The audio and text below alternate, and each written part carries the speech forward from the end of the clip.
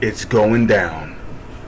Shalom. First and foremost, giving all praises, honor, glory, respect, and blessings to Yahweh, Bahashem, Yahweh Shai, Bahashem Rakha Kodash. Salutations to the Lord's elect on the four corners of the earth, pushing this truth and sincerity while patiently waiting for Yahweh Shai's return, and double honors to our apostles and elders of Great Millstone, which have taught us everything we know through the spirit and power of Yahweh, Bahashem, Yahweh Shai. And welcome to another series of It's Going Down, being brought to you by the spirit and power of Yahweh, Bahashem, Yahweh Shai. NATO leaders ignoring nuclear war risks, Russian envoy.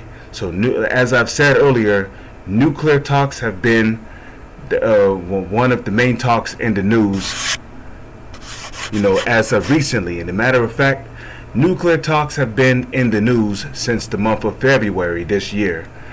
The US-led military bloc is not taking the threat of nuclear conflict seriously. Of course it's not, because really the so-called elites, they're the ones pulling the strings behind the scenes, even though Yahweh, Bahashem, Yahweh Shai, the Heavenly Father and the Son, is the one pulling the strings of the so-called elites on the left-hand side. So I'm going to continue reading. The US-led military bloc is not taking the threat of nuclear conflict seriously, said Moscow's ambassador to the United States. And Russia, they're not afraid to shoot them nukes off, okay? It says, Russia's envoy to the United States has warned that NATO powers are not taking the risk of nuclear war with due gravity, claiming that the West and not Moscow is driving brinksmanship amid tensions rivaling the 1962 Cuban Missile Crisis.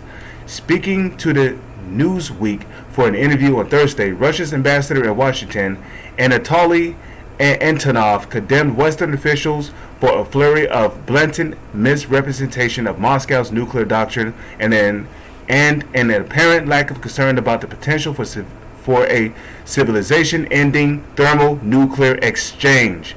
Woo! Check that out. The current generation of NATO politicians clearly does not take the nuclear threat seriously, Antonov said, adding that because the leaders in the military bloc continue to misread the risk of nuclear war, Russian officials have never stopped our efforts to reach agreements that will guarantee the catastrophic confrontation will not be unleashed. And let me remind you that Russia has nuclear bombs such as Satan II, which is said is capable of destroying a country the size of Texas. And Russia has hydrogen bombs as well as many intercontinental ballistic missiles. Now, the nuclear destruction of Babylon is actually prophesied in the Holy Scriptures. And one of the main scriptures that come to my mind is this.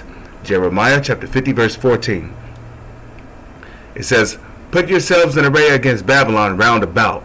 All ye that bend the bow, shoot at her, spare no arrows." Now, what are the arrows talking about? It's not talking about an actual arrow that somebody take from a bow and then they shoot it.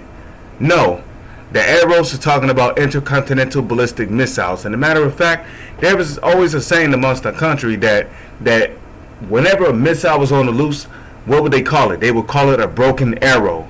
So the arrows here is talking about missiles, intercontinental ballistic missiles. So the Lord is saying, shoot intercontinental ballistic missiles on Babylon, which is America, for she have sinned against the Lord. Right, look at all the atrocities that happened over here on the soils of America, and look at all the atrocities that America is still doing to the world, even to this very day.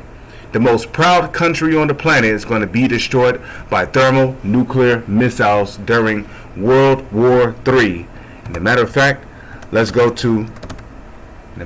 I can get it right here. Jeremiah chapter 51 verse 1. Thus saith the Lord, Yahweh, Bahashem, Yahweh Shai, behold, I will raise up against Babylon, which is America, and against them that dwell in the midst of them that rise up against me, a destroying wind. That destroying wind is going to come from what? That those intercontinental ballistic missiles. Just look at the explosion of a nuclear bomb. That's a destroying wind. And will send unto Babylon fanners that shall fan her, and shall empty her land, because America is that lake of fire spoken of in the book of Revelation. the 14th chapter. For in the day of trouble they shall be against her round about. Okay, against him that bendeth, let the archer bend his bow. The bow is talking about the silos that the intercontinental ballistic missile sit in, and against him that lifteth up himself in his brigandine, and spare ye not her young men, destroy ye utterly all her host. Okay, and that's pretty much what's going to happen. And to further prove that these arrows are talking about intercontinental ballistic missiles,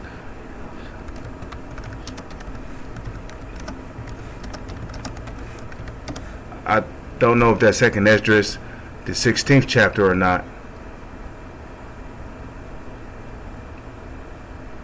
Come on, man. Okay, so you know what I'm about to do? I'm not wasting any time. Let's go over here. Okay, now this laptop is just being slow.